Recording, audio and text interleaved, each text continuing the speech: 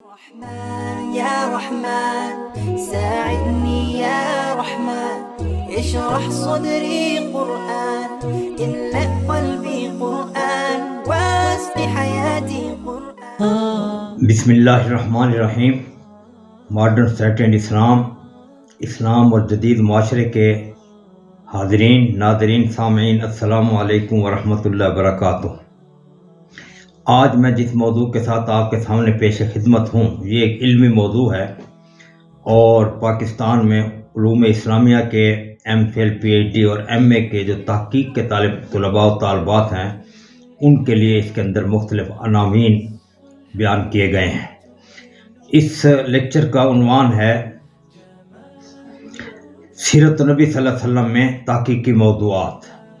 میں پھر دہرا دیتا ہوں، سیرت النبی صلی اللہ علیہ وسلم میں تحقیقی موضوعات. دراصل سیرت النبی ایک بڑا وسیع ٹاپک ہے جس کے اندر فقہ بھی آ جاتی ہے، عقائد بھی آ جاتے ہیں، سیاسیات بھی آ جاتی ہے، معاشیات بھی آ جاتے ہیں جو فقہ کا حصہ ہیں. اور اس کے علاوہ پھر مزید چلے جائیں تاریخ آ جائے گی اس کے اندر، تاریخ اسلام، باقی تاریخ، اور پھر سابقہ اقوام کے قصے جو کہ انبیاء کرام علیہ الصلاۃ والسلام کے سے متعلق ہیں سارے. لہٰذا یہ بڑا وسیع ٹاپک اور اس میں ہم اس کو فقہ و سیرہ بھی کہہ دیتے ہیں، فقہ و سنہ بھی کہہ دیتے ہیں، سیرت النبی کہہ دیتے ہیں، سنت نبی صلی اللہ علیہ وسلم بھی کہہ دیتے ہیں، حدیث بھی کہہ دیتے ہیں. سارے موضوعات اس کے اندر سمیٹے جاتے ہیں.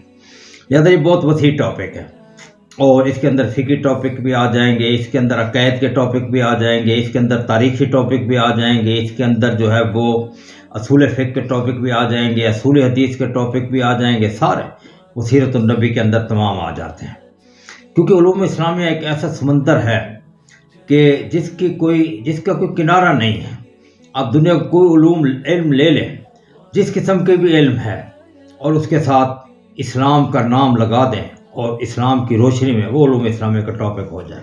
کیمسٹری کا ہے، فزکس کا ہے، بیالوجی کا ہے، زالوجی کا ہے، سوشل سائنسز کا ہے، پولیٹیکل سائنس ہے، جو بھی ٹاپک دنیا کا سیرت النبی کے مختلف عنوانات جو ہیں ان کو ہم کس طریقے سے کر سکتے ہیں. اس میں یہ بھی ہو سکتا ہے کہ کچھ عنوان ایم فل لیول کے ہوتے ہیں، کچھ ایم اے لیول کے ہوتے ہیں اور کچھ جو ہے P H D doctorate level کے ہوتے ہیں.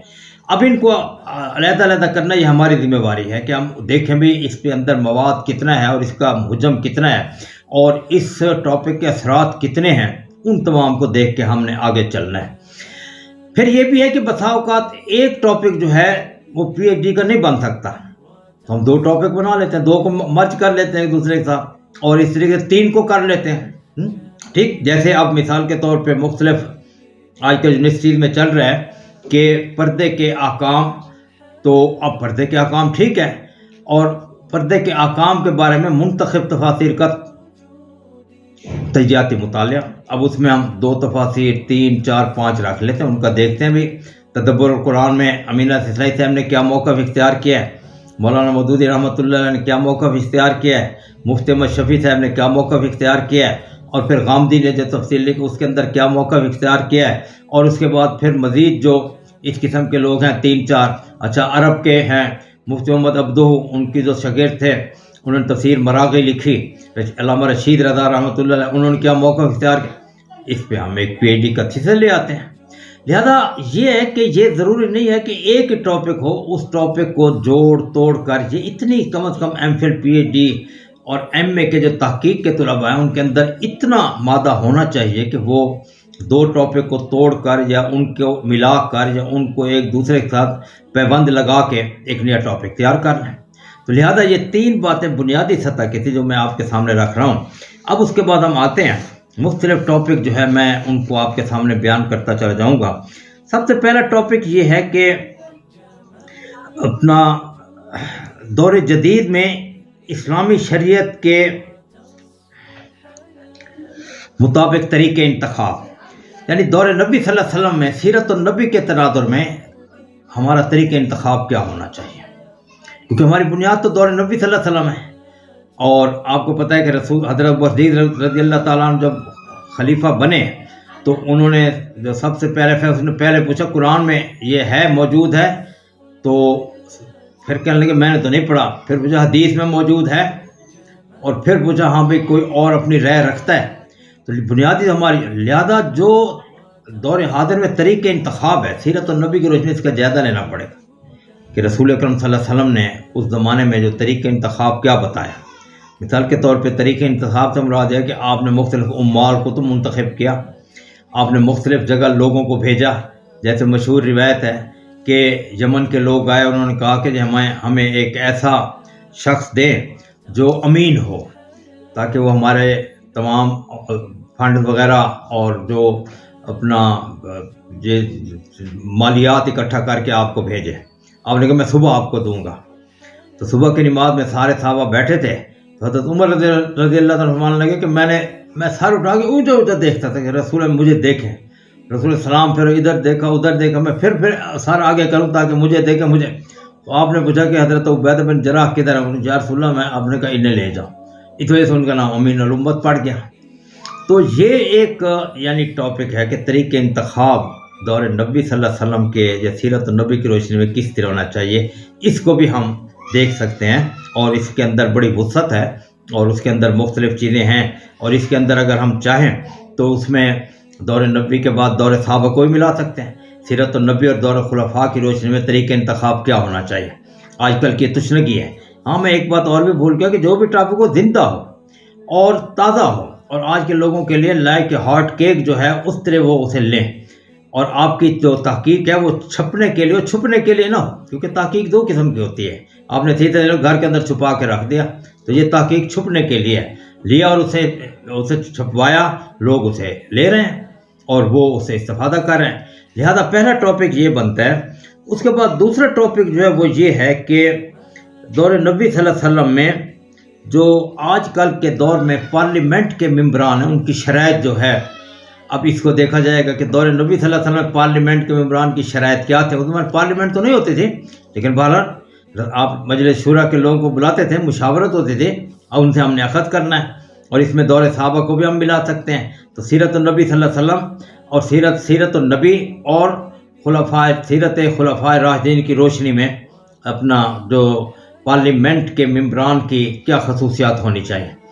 اور اس کے بعد پھر تیسرا ٹاپک وہ بھی اس سے ملتا جلتا ہے کہ دور حاضر میں اجماع کا طریقہ کار کیا ہونا چاہیے۔ اب پہلے دور نبی صلی اللہ علیہ وسلم میں ہم دیکھیں گے اجماع کیا ہوتا تھا، کیونکہ اجماع تو ایک ایسا ماخذ قانون ہے جو دور صحابہ میں ہوا، لیکن اس کی ہدایات تو دور نبی میں ملتے ہیں۔ حضرت علی کرم اللہ وجہ نے پوچھا کہ یا رسول اللہ، جب آپ نہ ہو تو پھر ہم کیا کریں؟ سفر پہ گئے ہوتے ہیں، کہیں غزوے پہ، آپ نے فرمایا کہ پھر آپ میں ہوں یا نہ ہوں، لیکن آپ نے یہ کرنا ہے پھر صلحائے امت یعنی فقہاء امت اکٹھا کرنا، اور پھر ان سے جو رائے طے ہو جس پہ اجماع سے، اس لیے ہم کہتے ہیں کہ اجماع جو ہے قرآن میں بھی اس کا ثبوت ہے۔ سورہ نساء کی آیت ہے من یشاق الرسول من بعد ما تبین له الہدی ویتبع غیر سبیل المؤمنین نولی ما تولی ونصلہ جہنم وساءت مصیرا، اور پھر رسول اللہ صلی اللہ علیہ وسلم نے حکم فرمایا۔ تو اجماع کا طریقہ کار دور نبی صلی اللہ علیہ وسلم میں کیا تھا، اس کے لیے ہمیں مثالیں تلاش کرنی پڑیں گی۔ مثال کے طور پہ اب حضرت عمر بن عاص رضی اللہ تعالیٰ عنہ کو رسول اکرم صلی اللہ علیہ وسلم نے ایک جنگ میں جب وہ ایمان لائے تو ان کو وہاں پہ کمانڈر بنا کے بھیجا، اور حضرت برزیق، حضرت عمر، حضرت عبیدہ بن جراح، بڑے بڑے صحابی ان کے انڈر تھے۔ تو وہ تو بڑے خوش ہو گئے کہ جی مجھے یہ بھی ایک نبی طریقہ کار تھا، خوش ہو گئے۔ اب وہاں گئے تو وہ کوئی بات ہوئی تو صحابہ نے جب اختلاف کیا تو وہ کہتے نہیں تم کون ہوتے ہو؟ کمانڈر میں ہوں۔ تو صحابہ نے جب زیادہ اختلاف کیا تو حضرت عمر بن عاص رضی اللہ تعالیٰ نے کہا کہ 4 دن پہلے ایمان لے آئے اور ہمارے سے عقل میں آگے نکلنے سے لگ گئے۔ حضرت عمر نے کہا کہ میں اب انہیں ٹوکتا ہوں اچھی طرح۔ حضرت عمر نے منع کر دیا نہیں، اور تمام صحابہ کو روک دیا، کوئی نہ بولے، اب یہ امیر ہے، ان کی اطاعت ہمارے اوپر فرض۔ اور اس میں انہوں نے جو ہے صبح جب اٹھے تو وہ محتلم تھے، احتلام آیا ہوتا، تو انہوں نے تیمم کر کے اور جماعت بھی کرا دی۔ اب صحابہ چپ تھے۔ اب یہ اجماع کی ایک قسم ہے۔ اس طریقے سے مختلف ہمیں دور نبی صلی اللہ علیہ وسلم میں یہ طریقے تلاش کرنے پڑیں گے اور اس کی مثالیں لینی پڑیں گی۔ جیسے حضرت ابوبکر، حضرت عمر رضی اللہ تعالیٰ عنہ، حضرت عمار بن یاسر، میں نے اپنی کتاب فقہا کے اصول حدیث اس کے اندر یہ واقعہ نقل کیا ہے، وہ آ رہے تھے کہیں سے اور راستے میں محتلم ہو گئے دونوں۔ تو اب پانی تو بہت تھوڑا تھا، انہوں نے کہا اگر یہ پانی استعمال کرتے تو مر جائیں گے، یہ تمہارے پینے کے لیے ہے۔ تو تیمم کیا۔ اب وہ تیمم دونوں نے جو ہے اس بات پہ اجماع کیا کہ جیسے وضو کا تیمم ہے کہ ہم ہاتھ اور منہ پہ اور ہاتھ پہ پھیرتے ہیں. اس طرح وضو کا غسل کا تیمم یہ ہے کہ ہم سارے بدن پہ جو ہے نا وہ مٹی ڈالیں. اور پھر حضرت عمار بن یاسر سامان کے پاس بیٹھ گیا تو عمر رضی اللہ گئے پرلے ٹیلے میں, انہوں نے پہلے لوٹ پوٹ ہوئے سارے, پھر سر پہ ڈالے, منہ پہ ڈالے, پھر سارا دیکھا بھائی کوئی رہ تو نہیں گیا, چلو جی اب تیمم ہو گیا. پھر عمار بن یاسر رضی اللہ تعالیٰ, اب یہ بھی ایک قسم کا اجماع ہے دو صحابہ کا. تو لہذا دور نبوی صلی اللہ علیہ وسلم کے اجماع اور اس کا دور حاضر اس کی تطبیق حکومتی سطح پر غیر حکومتی سطح پر ہم کیسے کر سکتے ہیں, یہ بھی ایک بڑا بہترین ٹاپک ہے جس میں ہم ان کو دیکھ سکتے ہیں. اچھا, پھر دور حاضر میں ہم دیکھتے ہیں کہ مختلف مسائل ہیں مختلف مقامات پہ, ان کو سیرت النبی کی روشنی میں حل کرنا بھی ہمارے اوپر فرض ہے. میں اس لیے کہتا ہوں کہ اگر ہم لوگوں کو نہیں دیں گے تو وہ پھر تشنگی جب ہوگی, ویکم ہوگا, تو وہ یورپ کی پیروی کریں گے. جب ہم انہیں اپنے طریقے دیں گے تو پھر کہیں گے ٹھیک ہے ہاں بھائی آپ اس پہ سوچتے ہیں. جب ہم دیں گے ہی نہیں, اب اس میں آپ دیکھیں کہ ہم دیکھتے ہیں کہ پروٹوکول کا مسئلہ ہے, اور اس کے بعد ہم دیکھتے ہیں کہ اب اتنی گاڑیاں آگے جا رہی ہیں, اتنی پیچھے جا رہی ہیں, اور پھر جو قاضی حضرات ہوتے ہیں, ججز حضرات, ان کا پروٹوکول دیکھیں. اب میں ایک مرتبہ فیڈرل شریعت کورٹ میں گیا اور وہاں پر یہ کوئی میرا خیال ہے 83-84 کی بات ہے, آج سے 40 سال پہلے, نصف صدی کا قصہ ہے, 2-4 برس کی بات ہے. اور اس وقت فیڈرل شریعت کورٹ میں علماء کرام تھے. آج تو کہیں علماء کرام وہاں اتنے نظر نہیں آتے. دیکھو جماعت اسلامی کے غلام علی ملک صاحب تھے جسٹس, اور جمعیت علماء اسلام کے ایک تھے میرا خیال ہے مولانا غلام قادر قاسمی صاحب, وہ تھے. اچھا, اس طریقے سے ایک شیعہ جج تھے, ایک بریلوی, ہاں بریلویوں میں تھے مولانا وہ کراچی کے تھے وہ. اچھا, اب وہ پہلے لائن بنا کر آئے, اور 6 جج تھے. جسٹس آفتاب صاحب جو تھے وہ چیف جسٹس تھے. تو 6 جج لائن بنا کر آئے ایسے, اور ہر کرسی کے پیچھے ایک نائب قاصد چپڑاسی کھڑا ہے, اور وہ کرسی اٹھا کے کھڑا ہے. جیسے وہ کرسی کرے اس نے کرسی آگے کی اور پھر اس پہ بیٹھے, اور پھر جب برخاست ہوئی پھر بھی یہی صورتحال تھی کہ وہ پیچھے آگے کھڑے ہو گئے. جیسے کھڑے انہوں نے کرسی کھینچی پیچھے, اب 6 جج 6 وہ ملازم, باقی آگے دروازہ کھولنے والے باقی آگے. اب یہ ان کا اسلامی حل کیا ہے؟ دور نبی صلی اللہ علیہ وسلم روشنی میں فیصلے کیسے ہوتے تھے, اور وہاں پہ جو رسول نے جو قاضی بنائے تھے وہ کس طریقے سے فیصلے کرتے تھے, ان کو سامنے رکھ کے دور حاضر کے تناظر میں ہم نے پیش کرنا ہے کہ سیرت النبی کی سوچ روشنی میں یہ پروٹوکول کا مسئلہ اور یہ سارے مسائل کس طریقے سے حل ہوں گے, ان کو ہم نے دیکھنا ہے. اس طرح سے کابینہ کے اجلاس ہوتے ہیں, اس کے اندر آپ دیکھیں ایک کابینہ کے اجلاس ہوتا ہے, کروڑوں روپے خرچ ہو جاتے ہیں اس میں.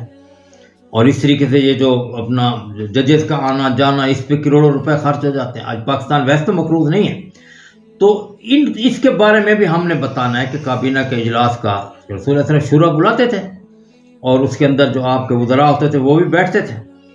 اور میں نے اپنی کتاب موسن امت سیدنا ابوبکر صدیق رضی اللہ تعالیٰ عنہ جو لکھی, اس کے اندر میں نے لکھا ہے کہ رسول اکرم صلی اللہ علیہ وسلم جب آتے سارے صحابہ کرام شان نبوت کے روب سے ایسے سر جھکا کے بیٹھے, اور کوئی بول نہیں سکتا تھا کہ رسول تشریف لے آئے.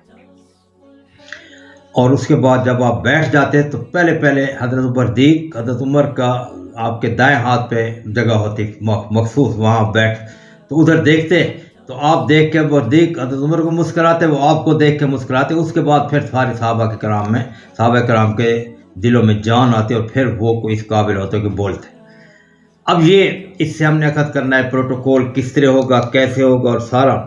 اور پھر اس کے بعد ہم نے دیکھنا ہے کہ پولیس فوج اور مزید جتنے بھی ہماری جو ایجنسیز ہیں یا جو عسکری نیم عسکری, اس کے اندر سلوٹ کا مسئلہ آج کل بڑا چل رہا ہے, اور وہ سلوٹ مارتے ہیں, اور اس کے بعد پھر پتہ نہیں کیا, بلکہ وہ آپ واگا بارڈر پہ چلے جائے وہ تو ٹانگیں اوپر کر کے اور پتہ نہیں کیا کیا کر رہے ہوتے ہیں. ان تمام چیزوں کو بھی ہم نے دیکھنا ہے کہ کس طریقے سے یہ تمام چیزیں جو ہیں وہ اس آج کے دور میں جائز ہے.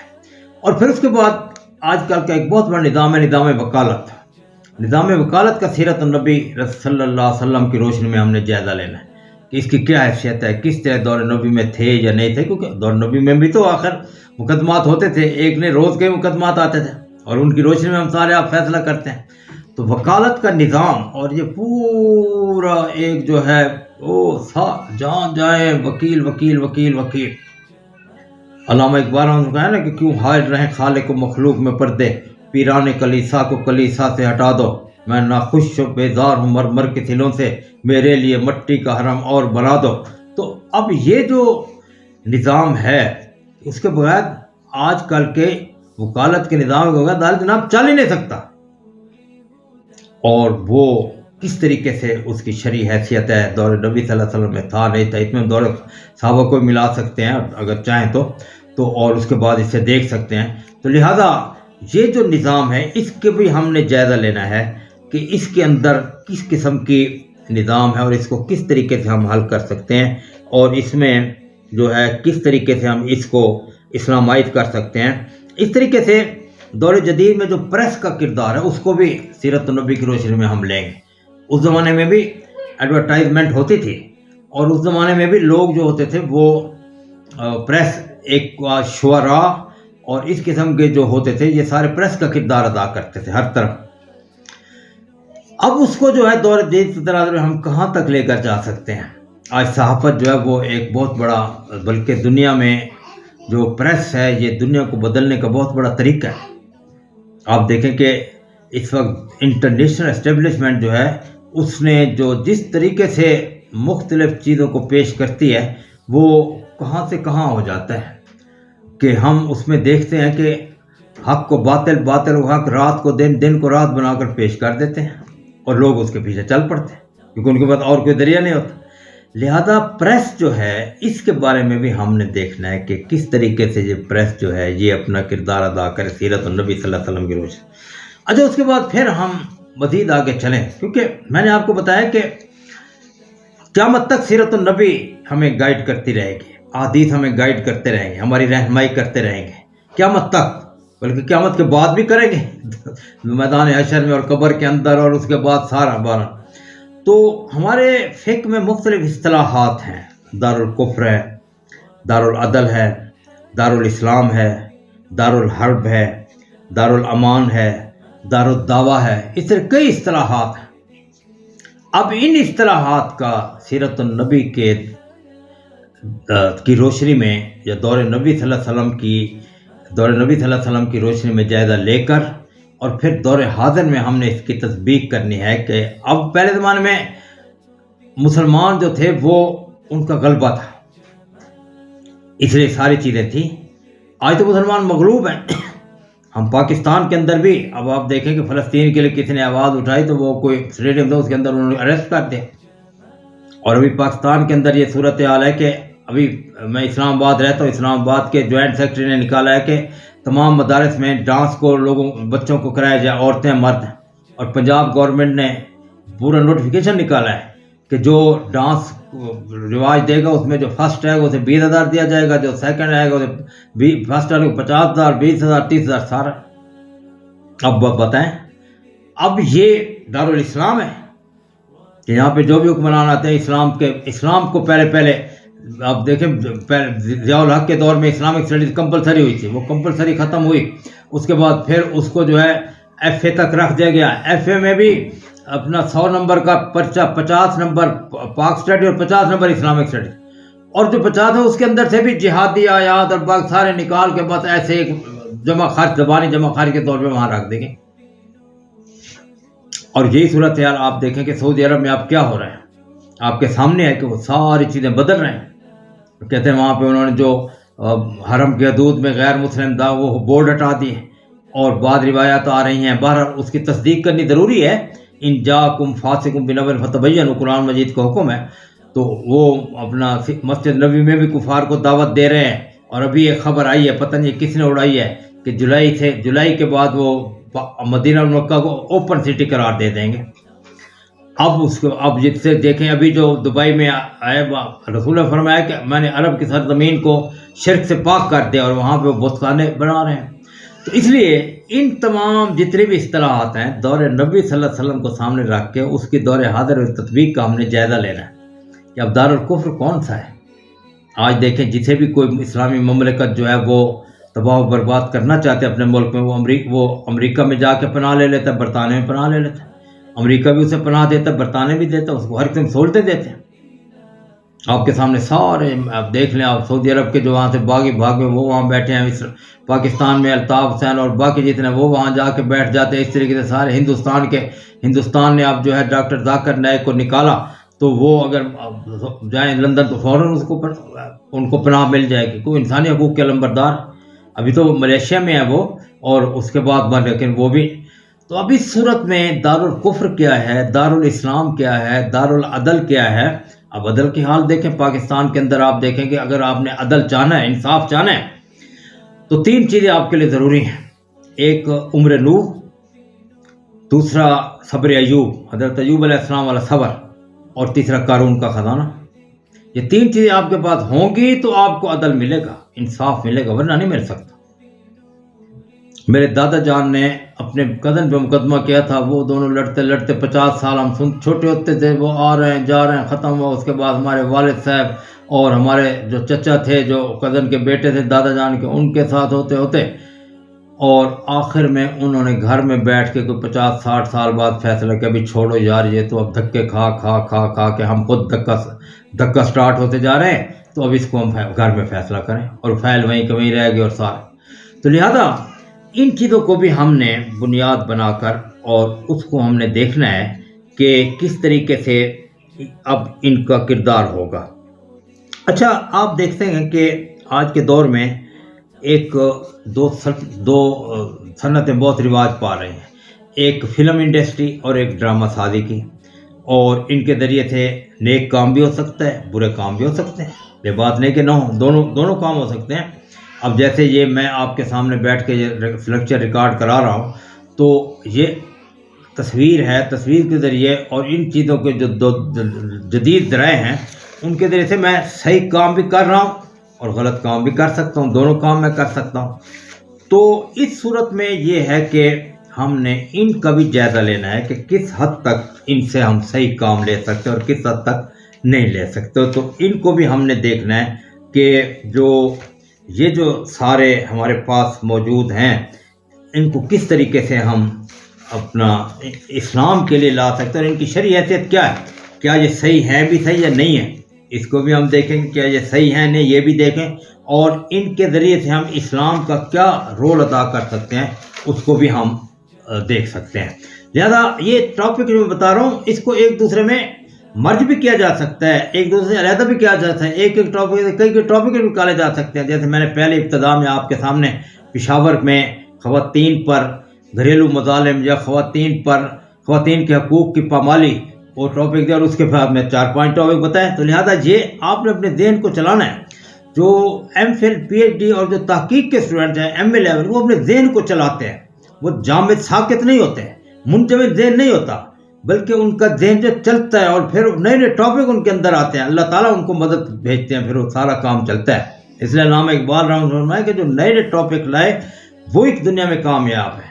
اور آپ نے فرمایا کہ جو عالم ایجاد میں ہے صاحب ایجاد، جو عالم ایجاد ہے جہاں ہم بیٹھے ہیں، جو عالم ایجاد میں ہے صاحب ایجاد، ہر دور میں کرتا ہے طواف اس کا زمانہ.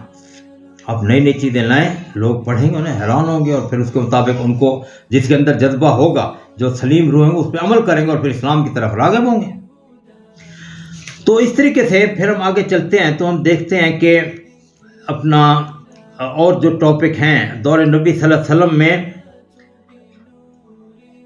اسلامی ریاست میں قوت نافذہ کس قسم کی تھی، اس کو ہم نے چیک کرنا ہے.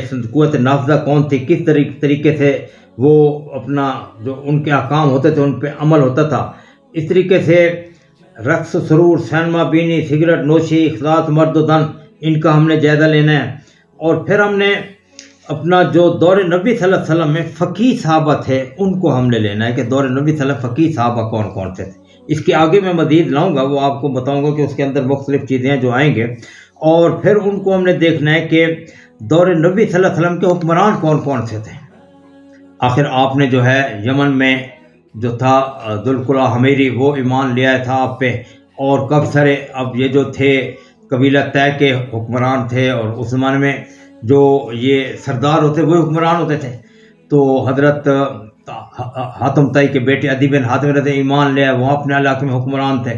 تو دور نبی صلی اللہ علیہ وسلم کے جو حکمران تھے اور ان کے حکمرانی کا طریقہ کار کیا ہوا پھر ایمان لانے کے بعد، اس پہ ہم نے کام کرنا ہے. اور یہ بڑا اہم ٹاپک ہے اور اس پہ ابھی تک کام نہیں ہوا، اس کو ہم نے دیکھنا ہے. اس کے بعد پھر ہم نے آگے دیکھنا ہے کہ دور حاضر میں یہ بڑا اہم ٹاپک ہے اور اس پہ کام کرنے کی ضرورت ہے. اور اس کو تو ایک پروجیکٹ بنا کر ہم کام کہ اس پہ کئی کام ہوں گے کہ دور حاضر میں اسلامی نظام نافذ کرنا اور اسلامی حکومت قائم کرنے کے مختلف طریقہ کار. اب دیکھیں، آج ہم بڑی کوشش کرتے ہیں کہ اسلامی نظام نافذ ہو، لیکن عالمی قوتیں جو ہیں وہ کرش کر کے رکھ دیتے ہیں، اور عالمی قوتوں کے اعلیٰ کار جو ہمارے ملک میں بیٹھے ہیں وہ ان سے زیادہ ہمیں کرش کرتے ہیں. آپ دیکھیں کہ ابھی یہ جو ہمارا 2024 کا الیکشن ہوا ہے ابھی فروری میں، دینی قوتوں کو بالکل کنارے لگا دیا گیا ہے، اور وہی امریکہ، برطانیہ، ان کی جو سیکولر طاقتیں تھیں، یہی P T I, Muslim league, اور اس کے بعد تیسری جو ہے اپنا پی پی پی، اور اس طریقے سے اس کے طاقتوں کو آگے لایا جا رہا ہے. اور جو پاکستان کو اسلام کا قلعہ بنانا چاہتے ہیں، پاکستان کے لیے پاکستان کو اسلامی نظام سے بہرہ کرنا چاہتے ہیں، ان کو بالکل کنارے کر دیا جاتا ہے، ان کو آنے نہیں جاتا. اب اس کے لیے کیا طریقہ کار ہونا چاہیے؟ رسول اکرم صلی اللہ علیہ وسلم نے آخر مدینے میں آ کر انقلاب برپا کیا، مکے میں انقلاب کی کوششیں جاری رکھیں. آپ نے مختلف علاقوں کا دورہ کیا کہ میں وہاں جا کر اور دیکھوں گا، اگر وہ مجھے موقع دیتے ہیں تو میں وہاں پہ اسلامی نظام، اسلامی حکومت قائم کروں. مدینہ والوں نے آفر کر دیا، آپ وہاں چلے گئے. تو دور حاضر میں کیا طریقہ کار ہوگا؟ ابھی آپ دیکھیں کہ عوام کے نمائندے اگر وہ دیندار ہوں گے تو انہیں ختم کر دیا جائے گا. 1992 میں الجزائر کے اندر اسلامک سالویشن فرنٹ، جو وہاں کی ایک قسم کی اسلامی جماعت تھی، اس نے جب زیادہ سیٹیں لیں تو فوج نے انقلاب برپا کر دیا، تمام کو اندر کر دیا، اور ان کے مدنی صاحب تھے ان کو ملک اریسٹ کر دیا، اور اب وہ انڈونیشیا میں بیچارے پناہ لے کے وہاں بیٹھے ہیں، ملک بھی نہیں جا سکتے اپنے، کیونکہ انہوں نے اسلامی نظام کا نعرہ لگایا تھا. اور اس طریقے سے آپ مختلف علاقوں میں دیکھتے جائیں. اخوان المسلمون جب برسر اقتدار آئی تو اس کے بعد جنرل مرسی، اپنا جو مرسی تھا وہ ان کا حکمران تھا، صدر تھا. سی سی آیا، امریکہ، اسرائیل اور سامراجی طاقتوں میں، اس نے انقلاب پر ان کو جیل میں ڈالا، جیل میں بیچارے شہید ہوئے، فوت ہوئے، شہادت کا رتبہ پائے. اور ابھی تک وہاں تمام جتنے بھی ایکٹیو کارکن اخوان المسلمون کے تھے ان کو آج کوئی 7-8 سال سے جیل کے اندر صوبتوں میں رکھا ہوا، اور کئیوں کو پھانسی دے جاتی ہے، پتہ نہیں لگتا کتنے سال. اور اس سے مزید آپ جتنے شہنشاہی ممالک ہیں اس کے اندر دیکھیں، جو بھی نعرہ لگاتے اسلامی نظام کا، اور امریکہ بتاتا ہے وہاں کے حکمرانوں کو، بادشاہوں کو بھی استعمال سب سے بڑا خطر انہیں کرچ کر دیا جاتا ہے. مجھے یاد ہے میں LLM میں پڑھتا تھا، یہ 84 کی بات ہے، 1984 کے ڈاکٹر عبداللہ اعظم صاحب شہید جہاد افغانستان ہمارے استاد تھے. وہ ایک مرتبہ سعودی عرب، بحرین، متحدہ امارات، قطر، ان تمام علاقوں کا دورہ کر کے بڑے غمگین تھے. ہم نے کہا آپ کیوں یا استاد لما انت محزون فی هذا الوقت؟ وہ کہنے لگے میں نے سارے علاقوں کا دورہ کیا، مجھے اگلے 50 سالوں میں ان علاقوں میں کوئی اسلامی تحریک ابھرتی نظر ہی نہیں آتی. جو نوجوان اسلامی تحریک، اسلامی انقلاب یا حکومت اسلامی کے قیام کے نعرہ لگاتے ہیں، امریکہ کہتے ہیں انہیں ختم کرو، انہیں کرش کر دیتے ہیں. تو اب اس صورت میں ہم کس طریقے سے دیکھیں، اسلام مصلحت کا دائی ہے. یہ نہیں کہ میں اپنا تلوار لوں اور نکلوں اور 4 آدمیوں کو خود قتل ہو جاؤ، نہیں، یہ فتنہ ہے.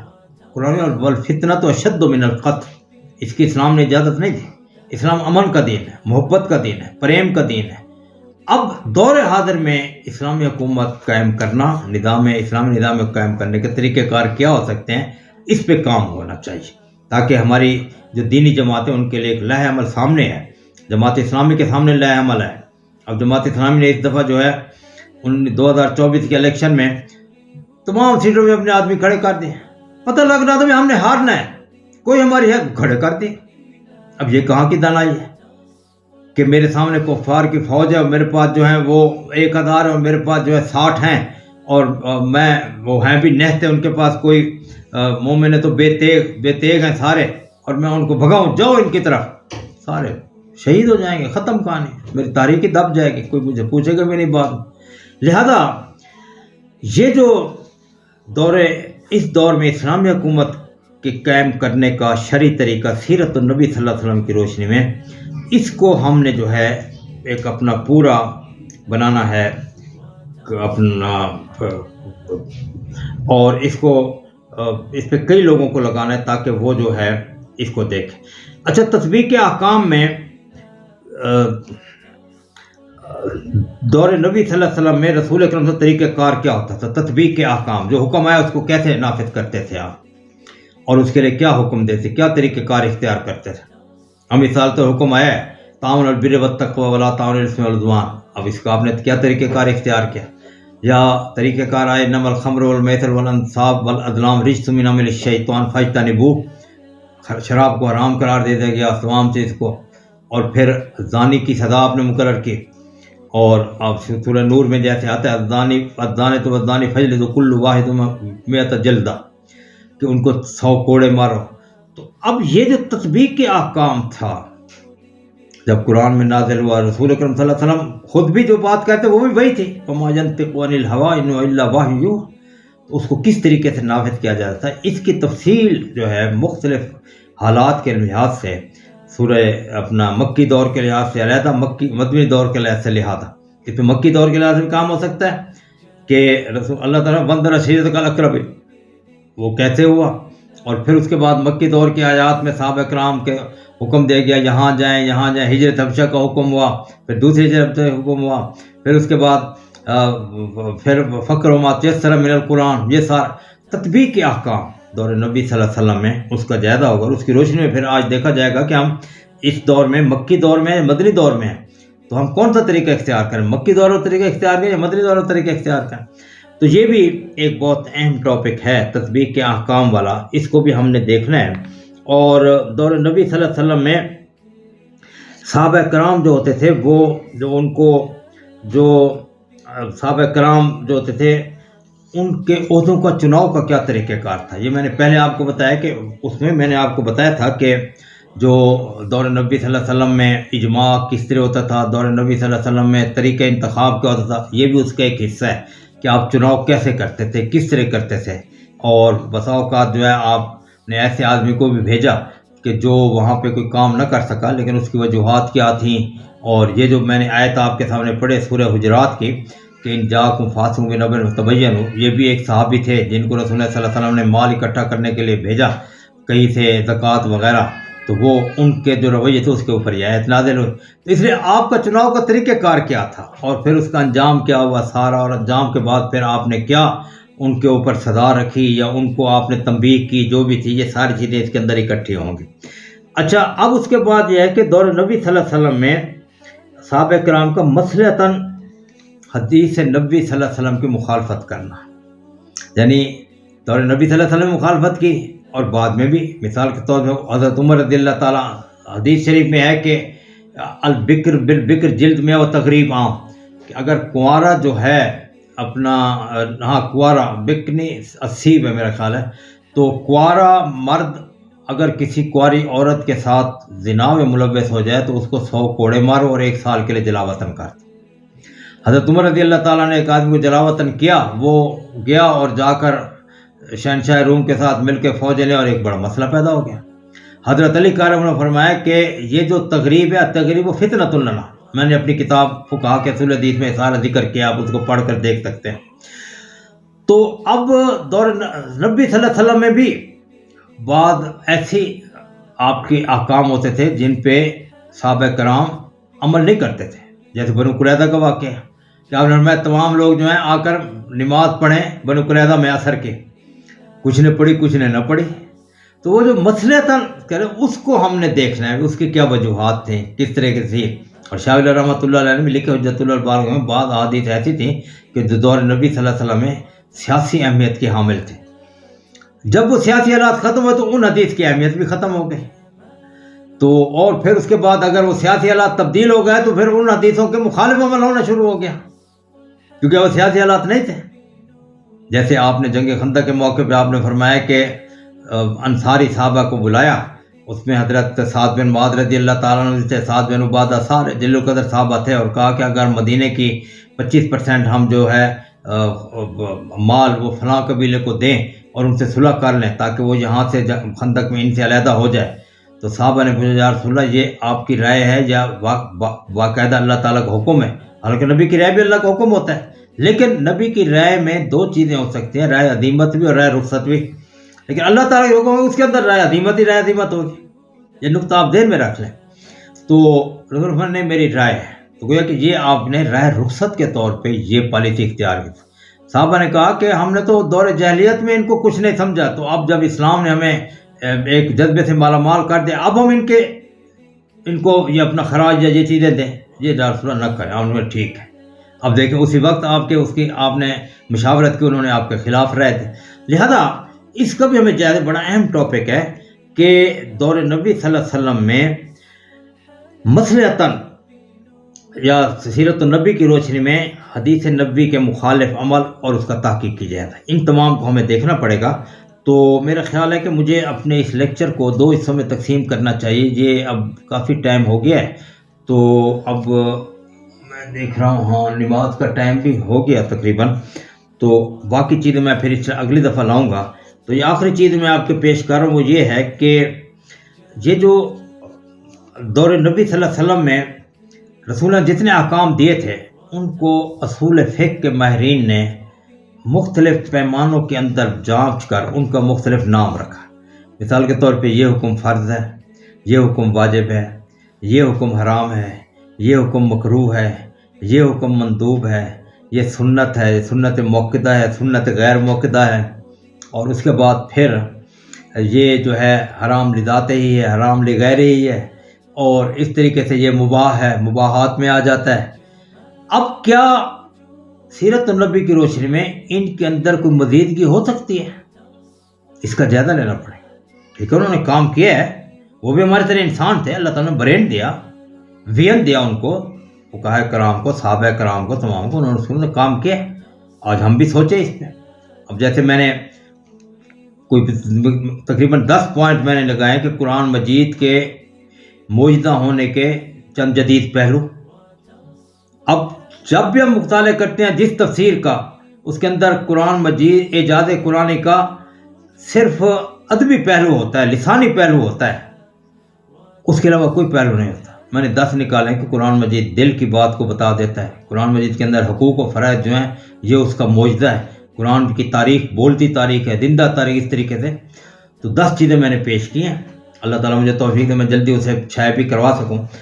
تو یہ جو ہے دور نبی صلی اللہ علیہ وسلم میں جو ان کو مد نظر رکھ کے جو فقہاء نے یہ مختلف، ہم اسے کہتے ہیں حکم شرعی، کیا اس کے اندر توسیع ہو سکتی ہے، یا یہ جو حکم شرعی ہے اس کے اندر تخفیف ہو سکتی ہے، کچھ ہو سکتا ہے، اس کو بھی ہم نے سیرت النبی روشنی میں اس کا جائزہ لینا۔ میں نے پہلے بات کیا کہ سیرت النبی تمام پہ محیط ہے، جتنے بھی ہمارے اصول ہیں۔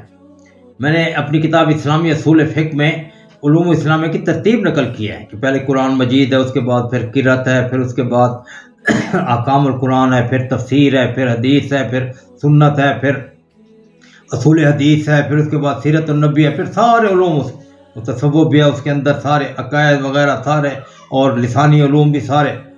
تو اب ان چیزوں کو ہم نے سیرت النبی کی روشنی میں جانچنا ہے کہ کس طریقے سے ہم اس کے اندر کوئی مزیدگی پیدا کر سکتے ہیں، اس کو کوئی تخفیف کر کے ایک دوسرے ضم کر سکتے ہیں، کیا کر سکتے ہیں، سیرت النبی کی روشنی میں ہمیں دیکھیں گے، کیونکہ فقہاء کرام نے سیرت النبی کی روشنی میں ساری چیزیں ہمارے سامنے رکھی ہیں، سنت کی، حدیث کی روشنی میں۔ تو آخر میں پھر میں چند چیزیں اور پیش کر رہا ہوں، اس کے بعد پھر مزید ٹاپک میں اگلے لیکچر میں آپ کو دوں گا، کہ لیکچر بہت بڑا ہو گیا ہے، اور جیسے حدیث ہے خیر الکلام ما قل و دل، بہترین کلام ہے جو قلیل ہو اور زیادہ پہ دلالت کرے۔ تو یہ جو سیرت النبی کے میں نے آپ کو اپنے اس لیکچر کا عنوان بتایا ہے کہ سیرت النبی کے تحقیقی عنوانات، سیرت النبی صلی اللہ علیہ وسلم کے تحقیقی عنوانات، اس کا یہ پہلا حصہ ہوگا، اور دوسرا انشاءاللہ دوسرا حصہ میں جلد پیش کر دوں گا۔ تو پہلے حصے میں یہ ہے کہ ہم دور نبی صلی اللہ علیہ وسلم کے حوالے سے مختلف طریقے، جو مختلف تاریخی جائزہ لے سکتے ہیں۔ مثال کے طور پہ دور نبی صلی اللہ علیہ وسلم کے فقہا صحابہ اور ان کے فقہی کارنامے، یہ علیحدہ ہو سکتا تھا، اور اس کے بعد فقہا صحابیات اور ان کا تفقہ، اس کا جائزہ لینا ہے ہم نے، اور اس کے بعد دور نبی صلی اللہ علیہ وسلم میں مجتہد صحابہ کون کون تھے جو اجتہاد کرتے تھے۔ حضرت عمر بن العاص رضی اللہ تعالیٰ عنہ رسول پاس ہے، انہوں نے کہا کہ یا رسول اللہ یہ مسئلہ کیسے حل کروں میں، اور میں تم اپنی رائے تو دو۔ یا رسول اللہ آپ کو تو میں رائے دوں، انہوں نے تم رائے تو دو، اور اجتہاد، تم اس پہ اجتہاد کرو، اگر تمہارا اجتہاد صحیح ہو گیا تو فلک اجران، تمہارے لیے 2 اجر ہیں، اور اگر اجتہاد میں غلط تو 1 اجر تو ہے ہی ہے تمہارے لیے۔ اس لیے ہم کہتے ہیں اجتہادی غلطی اور عام غلطی میں بڑا فرق ہے۔ حضرت عثمان رضی اللہ تعالیٰ عنہ نے جتنے بھی اسٹیپ اٹھائے وہ اگر غلطی بھی تھے تو ان کی اجتہادی غلطی، اس پر بھی انہیں اجر ملے گا، وہ تو ذوالنورین تھے، عشرہ مبشرہ تھے، اور رسول اکرم صلی اللہ علیہ وسلم کے قریب ترین لوگوں میں تھے۔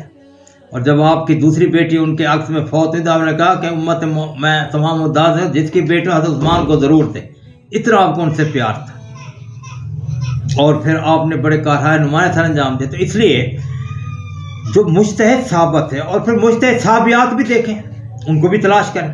اب حضرت عائشہ ہماری ماں جو تھیں، وہ ان کے بارے میں فرمایا کہ اتخذوا ربع العلم من هذه الحمیرہ، کہ اپنی سرخ و سفید ماں سے چوتھائی علم حاصل کرو۔ اگر علم کے 4 حصے کریں تو 1/4 حصہ حضرت عائشہ صدیقہ رضی اللہ تعالیٰ عنہ کی بات ہے، اور 3/4 جو ہے وہ باقی تمام 1 لاکھ، اگر 1,40,000 صحابہ کریں تو 1,39,999 کے پاس 1/4 ہے۔